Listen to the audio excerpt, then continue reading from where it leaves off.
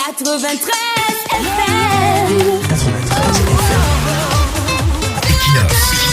Radio. Bonjour, le système camerounais est un système inédit. On pourrait même dire que c'est un système sui generis. Il est difficile de trouver sa copie dans le monde. Ceux qui s'aventurent dans son analyse doivent avoir en tête sa nature très particulière dans le monde. Lorsque son leader dit à François Hollande, le président français de l'époque, que ne dure au pouvoir qui veut mais qui peut, c'est aussi en rapport avec la maîtrise de cette spécificité qui fait son idiosyncrasie, sa marque déposée dans la communauté des systèmes politiques dans le monde. Et l'une des marques de ce système, c'est l'hyperpuissance exclusive du leader dans le système, la fragilisation automatique de ceux qui s'approchent de lui et l'obligation d'ingratitude lorsqu'il a déjà mis la croix de Saint-André sur votre front.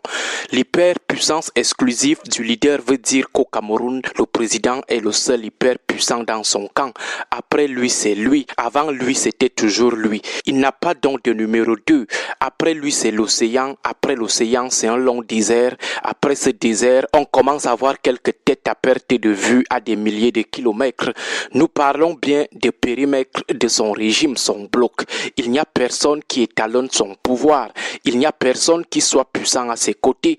Il est largement puissant seul. Il n'y a personne dans le système qui lui fait peur. Il n'a peur de personne. Dans son système, il fait et défait tout le monde à volonté quand il veut. Personne n'est intouchable à ses yeux. Nous disons bien personne. Pendant tout son magistère, on n'a aucun nom. On cherche toujours ce nom ayant eu à faire peur au président. Même son prédécesseur, il l'avait neutralisé alors qu'il faisait même encore ses premiers pas. On a eu des caciques, ses collaborateurs dont l'invincibilité a été vendue dans tous les marchés, au Cameroun, en Afrique et dans le monde, mais à la fin, tout le monde s'est ravisé. Il n'y a pas deux maîtres dans le sérail camerounais. Généralement, c'est juste une question de temps, c'est juste qu'il te laisse seulement. Mais bomber le torse qu'il ne peut rien te faire, ou alors ne peut rien faire à tel, c'est mal connaître l'homme.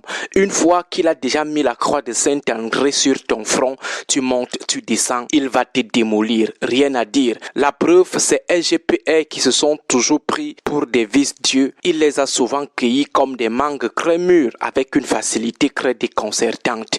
Il n'y a pas que tel est intouchable à ses yeux. Dans le sérail, on ne résiste pas au président.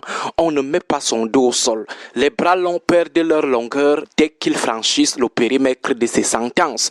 Lorsqu'il a déjà décidé du sort de quelqu'un, il n'y a plus rien à faire. Même si c'est une usurpation, une falsification, du moment où officiellement ça vient de lui, ça va seulement se faire. Beaucoup n'ont jamais compris cette triste réalité et c'est lorsqu'ils se trouvent dans la nasse qu'ils comprennent que personne ne dépasse Biya. Même chose avec la destruction automatique à mesure que vous vous rapprochez de lui ou de son pouvoir.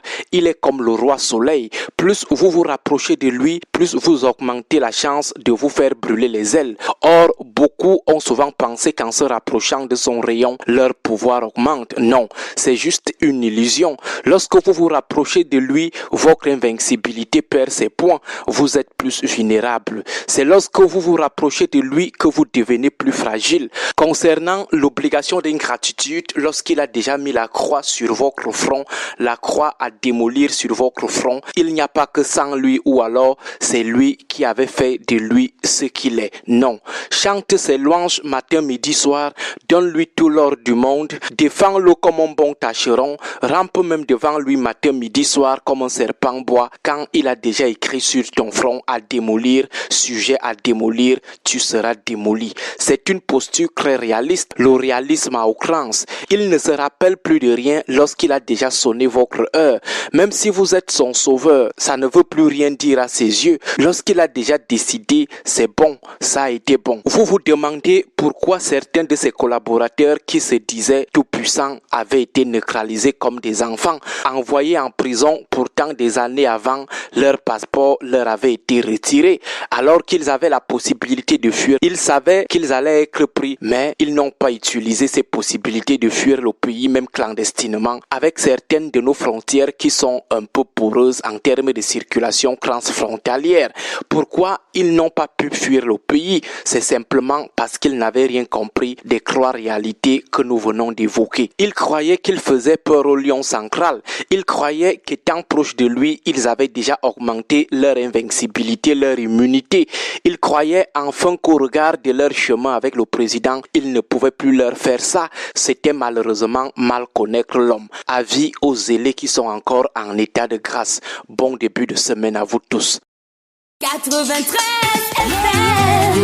93 FM. Equinox. Radio.